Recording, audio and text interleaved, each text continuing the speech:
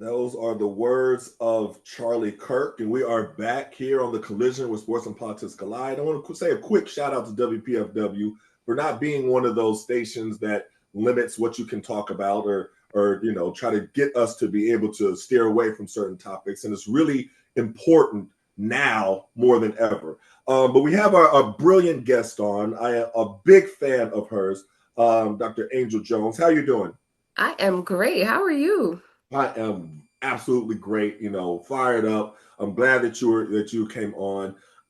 You heard what we just played. Those are the words of Charlie Kirk, specifically talking about Black women. And in the context of you have somebody like Karen Attiah who just was fired from the Washington Post for quoting what we just quoted. That's what she quoted. That's why I wanted to play that in particular. Tell me your response to that and what this actually means in the bigger picture. You really trying to get me fired up right away. And so I actually played that clip when he first said it. So I feel like I've already been talking about his disrespect for Black women. Of course, he did disrespects all marginalized communities, but I think Black women specifically. And I feel like, the world wants Black women to be silent, period. Right. So, of course, if a Black woman is speaking in general, but especially if she's speaking up for other Black women, people aren't going to like that. So, I'm not surprised that she got fired for posting that specific clip, but it's still infuriating. Mm-hmm. Go ahead, Chuck. Right. He has been talking about all these various groups. And what is your reaction when you're seeing flags at half staff, being honored at the Yankee game, being honored at different public venues? How do you receive that? It's disrespectful. It is a slap in the face to those of us that he has disrespected, those of us whose lives he's put at risk. I am on the Professor Watchlist that was created by Charlie Kirk and Turning Point, and the number of death threats that I've received as a result of being on that list. All of the hate mail, all of the things that my universities have had to do to try and protect me from the consequences of being on that list. It's disrespectful to us because there's so many of us that are on that list, specifically for speaking the truth and talking back against this revisionist history that the right likes to put out there. So it's hard for me to watch people mourn the death of a man whose actions could lead to the death of people like me. One of the things that really bothers me as a Christian is the way that they are using, when I say they, I'm talking about MAGA Christians. Those are the specific group that I'm talking about, and how they are twisting and contorting the Bible to mean something that is so far from what the teachings of Jesus Christ are. But that part seems especially evil. You know what I mean? If you're going to just, spout a lot of hatred and everything like that, but then when you use religion to do that, when you say this is what God wants and cast yourself as a man of God, and you keep saying it in Christian principles and all this different stuff, I'm like, you need to leave Jesus out of this. Jesus ain't got nothing to do with anything that you're talking about. What is your response when you keep hearing that? They've been doing it since slavery. Right? Like this is not new. Like they purposely wouldn't allow enslaved folks to read because then we would have known that they were lying about the things that were in the Bible. But I mean, they revise everything, right? History, the Bible, even all the ridiculous things that Trump says now, right? They're always going to spin it to mean something else or try to mean something else. So what they're doing right now, they've been doing for centuries, so I'm not surprised by it. But I think there are folks that claim to be Christians and don't even know what the Bible says to begin with. So I feel like that's why it's easier for them to kind of put that narrative out there and folks not really clap back or challenge them because they haven't actually read the Bible to know what's in there. Let me just follow up real quick, because one of the things that, to your point, um, the things that really bothers me with that is then a lot of people look at that and they say, "Oh, that's what Christianity is all about." And the people who don't know, the people who are not, maybe not Christian, or don't know the Bible, or don't know what the actual teachings of Jesus Christ is, and they say, "Oh, they're the representations of Jesus. I'm like, no, they are not. No, MAGA Christians have nothing to do. They shouldn't even, they are a whole new created, their God is white supremacy. That is their God. It is not Jesus. I just want to say that really quickly, but go ahead, Chuck. Well, I think the point made about, going back to slavery, I used to wonder, how did all these Confederate statues of Jefferson Davis pop up? Well, we're seeing it because Charlie Kirk's popping up in real time and being memorialized, which is crazy. I wanted to add one other note, as someone who's really been against Nazis and Nazi rallies in Charlottesville and elsewhere, I've been hit with a stream of hate. But when I compare the hate that I might get and when I see what women get, and particularly Black women get, it's incomparable. They don't tell me what they're going to do to me before they're going to kill me. They don't do that. And if you go into many women, Black women, Ilhan Omar's feeds, it's the most disgusting thing you could ever imagine. So there really has to be a group protective barrier, whether that's students, whether that's others, that we have to be in great solidarity, but in intentional ways that recognize privilege as well. My question is I saw a post, Dr. Jones, you said, I'm worried for these kids who are being brainwashed. We see these young kids, white kids, they're saying, I am Charlie Kirk. Before you came on, Etan and I were having a debate. He had a friend who said, this is going to blow over. We don't think it's going to blow over. We are concerned as well and want to figure out how to fight back. Can you speak to that post about that, your worry, and about these brainwashed kids and how they're distorting Charlie Kirk's memory?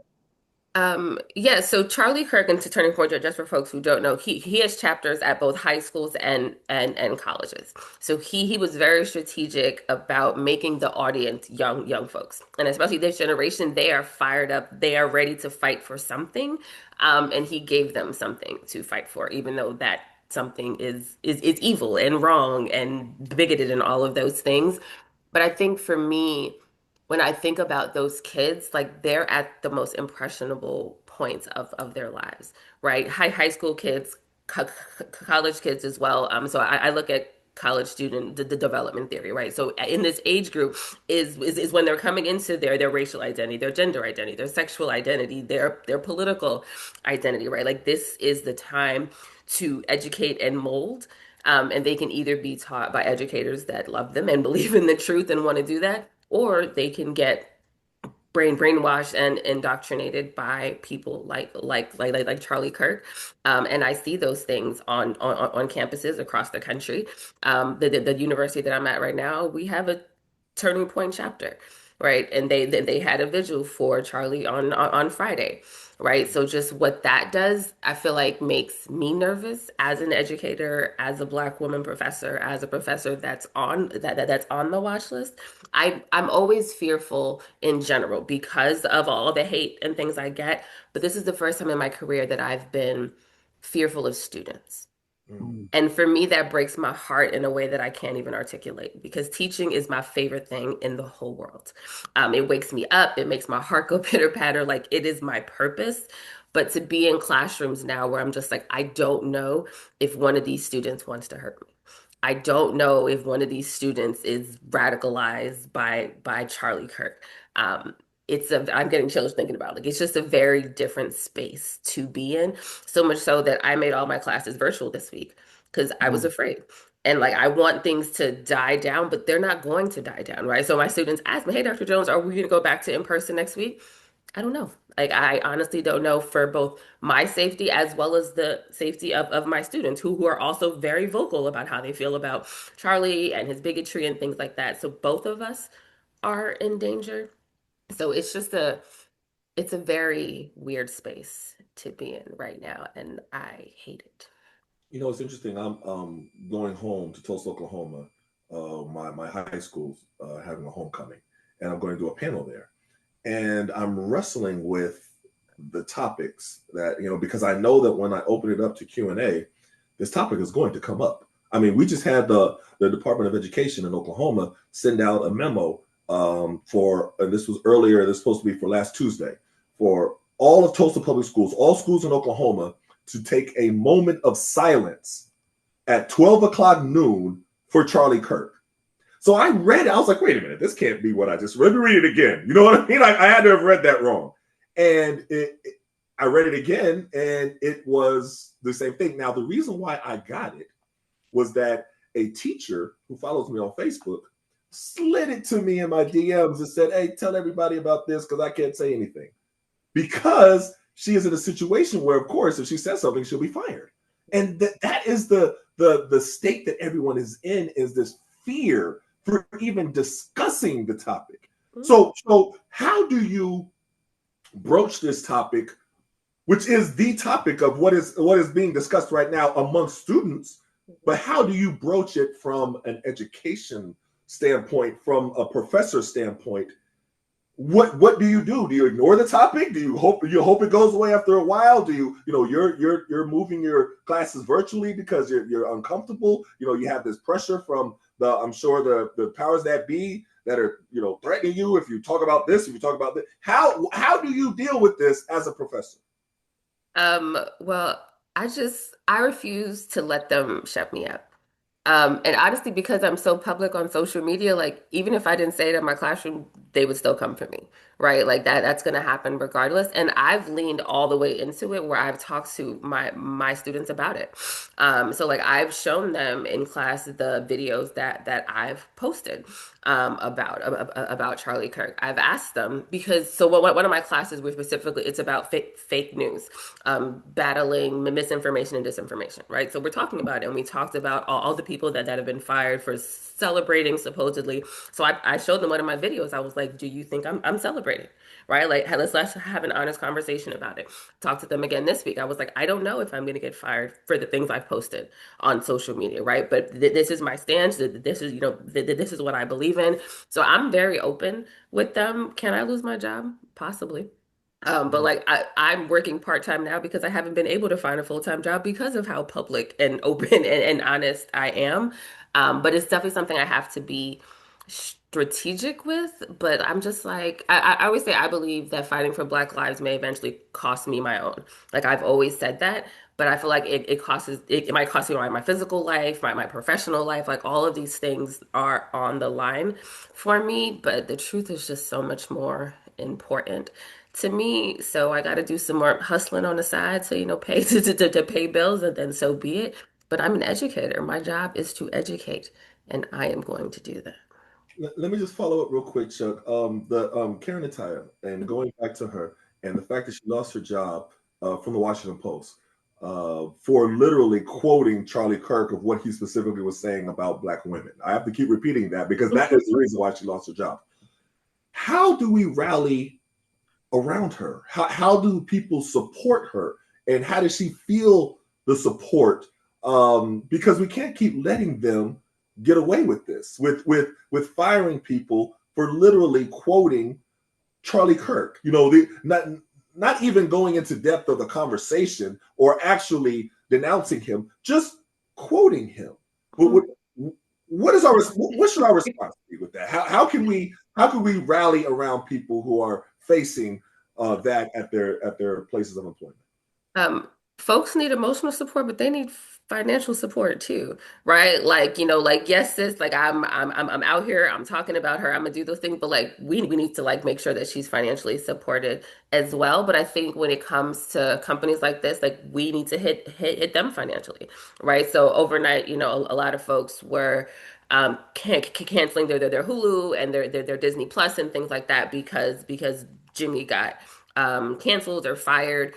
We need to do the same thing with the Post and places like that, right? So there are all of these companies across the country that are firing people because of this. We need to make those companies public. Like we need to know which companies those are, so that way we can stop supporting those companies. Just like we did with Target, right? Like Target was tripping, and we were like, "Oh, bet, watch," And I think like that's the only way companies listen is when it's their bottom line.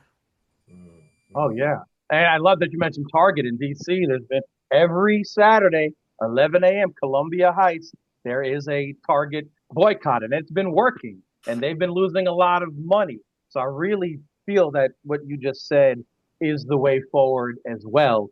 Um, on that subject, with supporting Karen Attiah yourself, anybody who's been wrongly discriminated for speaking the truth, What are some of the other levers and some other methods we can do to fight back, whether it's other boycotts or beyond boycotts? How do we mobilize against this mobilization? I think we need other folks that aren't afraid to tell the truth too, right? Like, why does it always have to be Black women, right? Like we're tired, right? Like it would be great if other folks are doing it too, especially folks that are in privileged positions, right? Like white men, like open your mouths, right? I feel like it's just so it's easier for folks with privilege to speak out, but they're choosing not to, right? So I feel like we shouldn't need privileged folks to validate what it is we're saying. But like I always say, like, don't stand in solidarity with me, move in solidarity with me. Like, Hmm. I need you to do something. I need you to speak truth to power just like I am doing.